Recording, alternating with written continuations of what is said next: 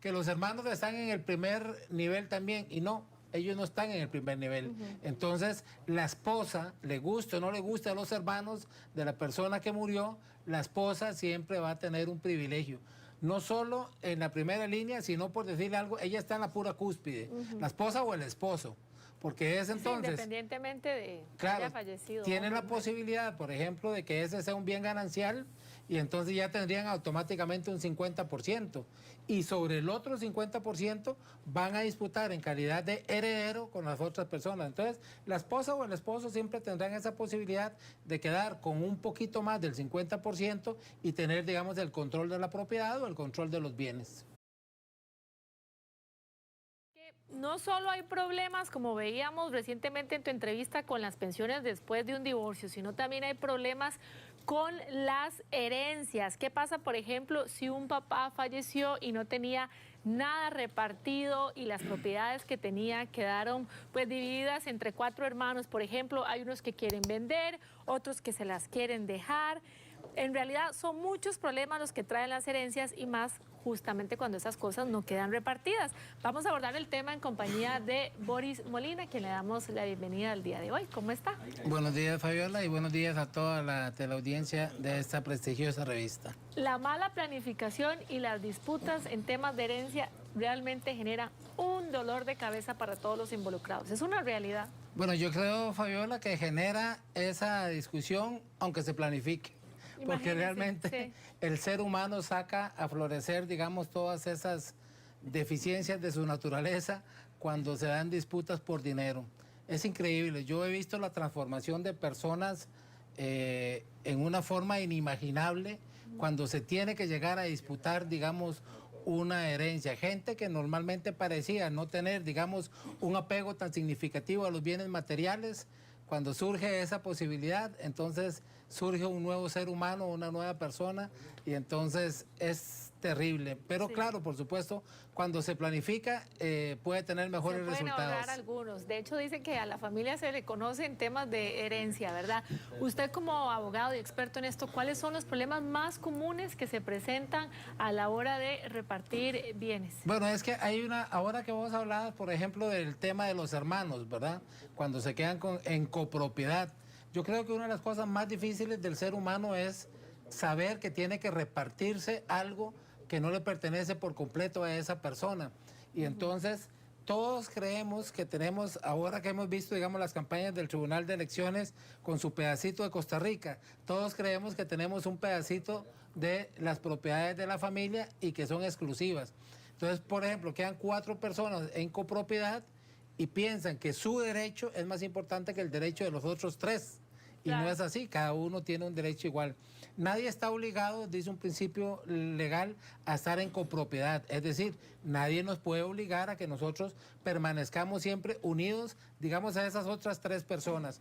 Entonces, si no se establece, por ejemplo, el remate de la propiedad o la venta y se reparte, digamos, en términos económicos para cada uno, entra un conflicto bien grave porque nadie quiere quedarse con los otros y nadie quiere vender, o alguien quiere que todo sea para él pero que se lo vendan más barato que a los demás. ¿O uno de ellos puede vender su parte a personas externas? Bueno, depende de las condiciones que se hayan dado, por ejemplo, en un testamento, pero si no hay testamento y no hay nada, entonces perfectamente podría vender ese derecho. Lo que pasa es que un particular no va a comprar un derecho a no ser que quiera, digamos, fastidiarle la vida a otros, porque claro, ese derecho puede que no le sirva de nada en la práctica, porque si es una propiedad que ni siquiera se puede dividir físicamente porque no lo permite, por ejemplo, un plan regulador, entonces quedarían atados a personas que ni siquiera conocen, entonces en condiciones peores que las de los propios familiares. ¿Qué se puede hacer cuando no se deja nada escrito en el testamento? Bueno, es que recordemos que si no hay testamento, entra a regir las condiciones de la ley, ¿verdad? La pirámide. La pirámide. Y en esa pirámide, recordemos, primero están los hijos y los padres y la esposa. Esa es, digamos, la primera línea. Hay una confusión siempre, por ejemplo, Fabiola, en esta pirámide, que la gente asume que los hermanos, ¿verdad?, o los tíos, en este caso, cuando las personas están en disputa con los hijos, que los hermanos están en el primer nivel también, y no. ellos no están en el primer nivel. Entonces, la esposa, le guste o no le guste a los hermanos de la persona que murió, la esposa siempre va a tener un privilegio. No solo en la primera línea, sino por decirle algo, ella está en la pura cúspide, la esposa o el esposo.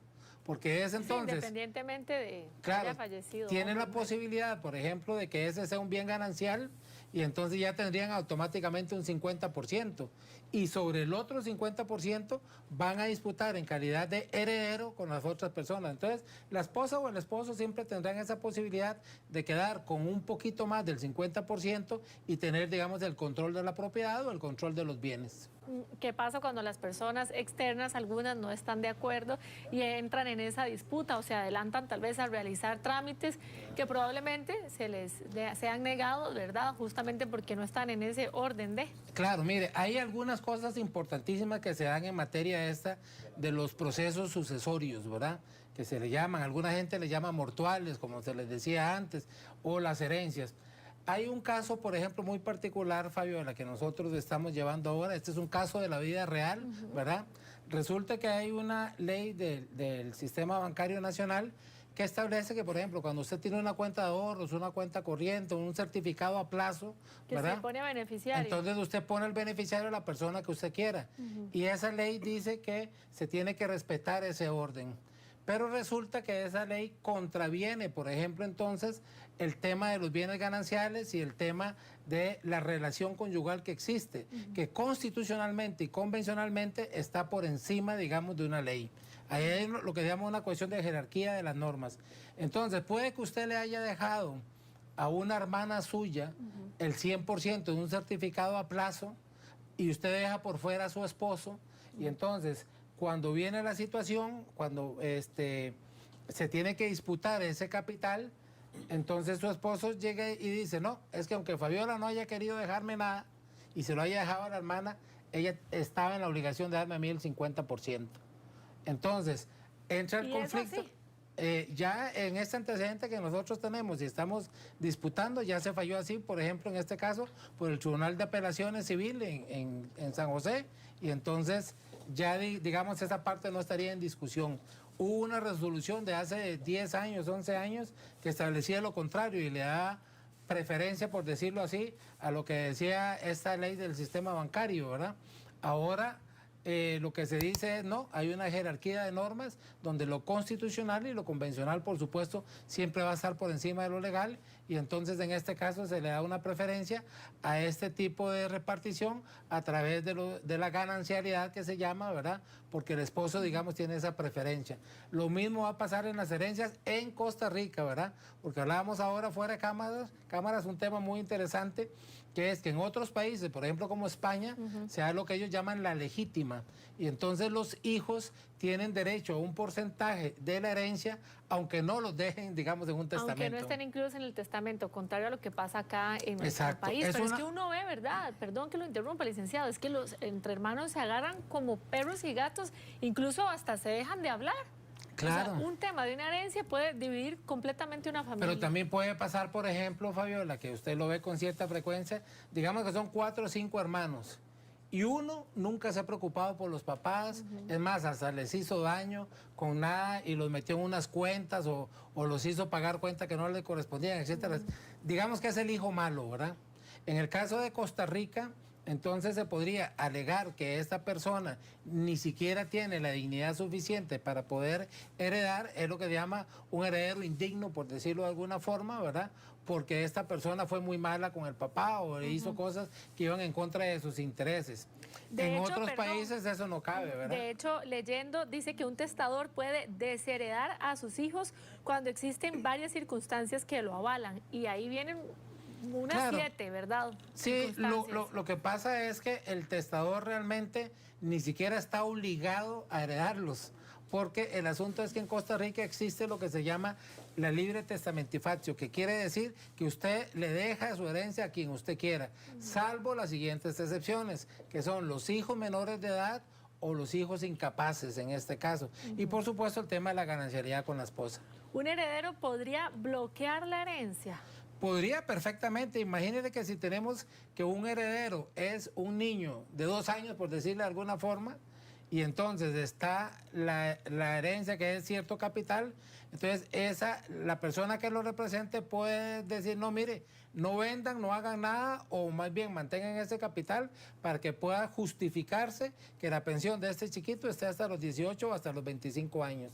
Entonces puede ser que hereden otras personas también, pero se le tienen que garantizar la manutención, digamos, a esa persona, porque tiene un lugar preferencial, por decirlo así, dentro del esquema. Una vez que se hayan repartido los bienes, ¿es posible que alguno de esos herederos se niegue a repartir la herencia? No, porque si hay una orden judicial y no cumple con la orden judicial, entonces estaría desobedeciendo a la autoridad. Pero hay un trámite respectivo, tal vez, no sé, sea el albacea, ¿verdad? Que es la persona que tenga la responsabilidad de hacerse cargo de repartir todo a los demás. Claro, pero por ejemplo siempre va a tener, digamos, una responsabilidad que si se niega a cumplirla y si ya está obligado por ello, por un mandato judicial, sí, tiene que cumplir sí o tiene sí. que hacerlo sí o sí, o asume las consecuencias, ¿verdad? Eso es claro, porque han habido casos, Fabiola, que por ejemplo, yo recuerdo un caso de un cliente en el que a la hora de la repartición le tocó el vehículo que él creía que era de él a un hermano y fue y lo tiró a un guindo. Ay, ¿verdad? no le puedo O sea, creer. digo, si no es mío, no es de nadie. Pasa? Exacto. No puede Eso ser. pasa y más. Eso pasa y más. Desgraciadamente, usted decía ahora que no se conocen las personas hasta las herencias, ¿sí? Imagínese. es que Decía un tirar el amigo carro mío a un que usted no guindo para sabe con quién darlo. se casó hasta que se divorcia. Eso es cierto. Y entonces también usted no sabe quiénes son sus familiares hasta que Sí. venga la herencia, ¿verdad? Sí, eso es cierto. Se puede dar, por ejemplo, también que haya, bueno, una familia que conviva en un hogar, ¿verdad? Tal vez de esos 4 hermanos, 3 ya salieron, ya no viven en la casa, tienen sus respectivas familias y demás. Fallece y esa vivienda entra en un bien ganancial, ¿verdad? Parte de la herencia. Y tal vez vive uno de los hermanos ahí que no se ha casado, por ejemplo. Exacto. Sí, pasa mucho. Y los hermanos quieran vender. y Pasa ya no se mucho, quiere ir. yo he visto casos, por ejemplo, en que la familia llega, se ponen de acuerdo, o la mamá y el papá dicen, se lo vamos a dejar a Fabiola porque es la chiquitita de la casa, Sí. la cumiche, como le decían antes, y toda esta Sí. cosa. Todos los hermanos dicen, bueno, sí, esa es la voluntad de papá y mamá. Muere papá y mamá y lo primero que quieren hacer los hermanos es sacar a Fabiola, ¿verdad? Sí. Porque dicen, no, no importa lo que ellos decían, esto es de todos. ¿Y qué se hace ahí? Porque eso pasa mucho. Tiene que decir un juez. O sea, si no hubo un testamento en ese caso, los hijos estarían en la misma condición. Todos. No importa si fueron malos o fueron buenos, tienen que ir a demostrar al proceso judicial su condición y el juez le va a tocar repartir. Exacto, si no hubo testamento pueden repartir entre los 4 o 3, Correcto. los que hayan, ¿verdad? Y tienen un socio en todo eso, Fabiola, que no tenemos que olvidar, el abogado.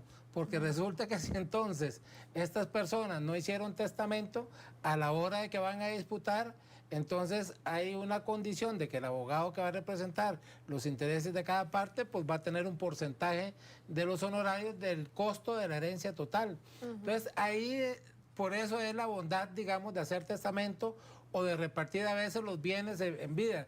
Lo que pasa que también, vea, le cuento, para que los televidentes lo tengan claro, repartir en vida tiene un problema. Resulta que a veces los papás piensan que los hijos son una maravilla, que todos son bien portaditos y toda la cosa. Se les ocurre repartir en vida, ni siquiera toman la provisión, ¿verdad? La previsión, perdón, de guardarse para sí el usufructo. Y cuando se den cuenta, los hijos lo fueron a meter a un asilo y se dejaron la propiedad y se olvidaron de los papás, ¿verdad? Es importante también tratar ese tema de cómo funciona el usufructo, porque hay personas que tal vez no lo tengan claro. Claro. Y sí, Sí, es funcional. el usufructo es el uso y el disfrute de la propiedad. Entonces yo puedo decir, yo papá de Fabiola, puedo decir entonces, mire, yo voy a dejarme la propiedad hasta que yo viva. Cuando yo muera, al día siguiente le toca a Fabiola, pero antes de eso no.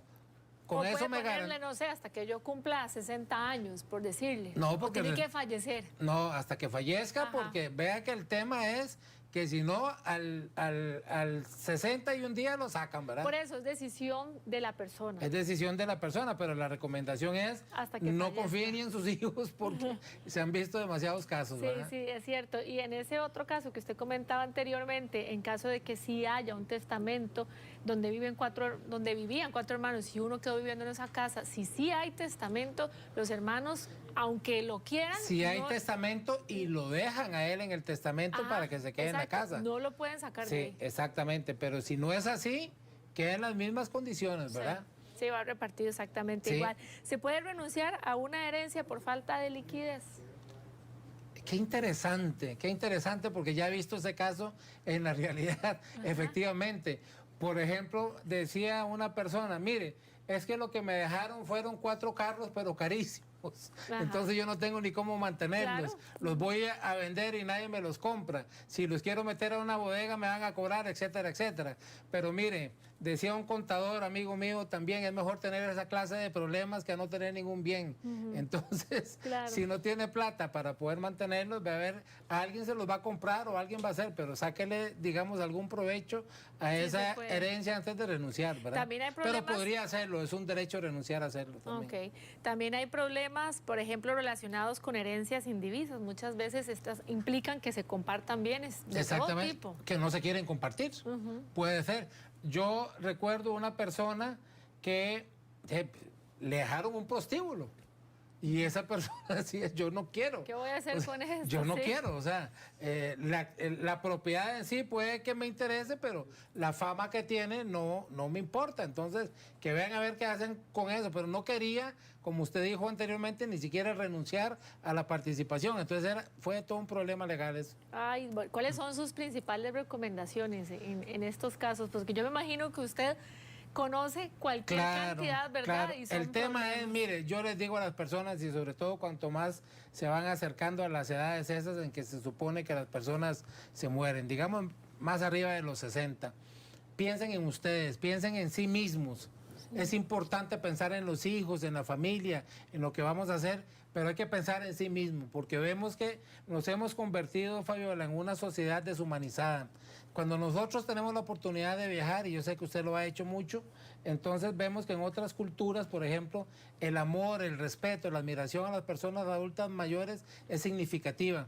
No es el caso de Costa Rica. En el caso de Costa Rica, cuando las personas se van haciendo más adultas, es cuando menos respeto se les Sí, y hay tiene mucho abandono y en entonces hay nuestro mucho país. abandono. Sí. Yo creo que entonces la recomendación principal es piensen en ustedes mismos, garantícense que van a estar hasta la vejez en las mejores condiciones Sí. que puedan y las personas que le van a heredar, que le hereden después de su muerte. Así de sencillo. Sí, claro, porque se ha trabajado mucho para eso, ¿verdad? Y ya lo dijo usted, a veces siempre aún con testamento hay problemas, pero son un poquito más llevaderos que si no hubiera Exacto. testamento. Muchísimas gracias. Boris Siempre Molina, un por- placer estar por aquí, Fabiola. Muchas gracias. Hoy 9:17 de la mañana. Julito, ¿estás listo? Adelante.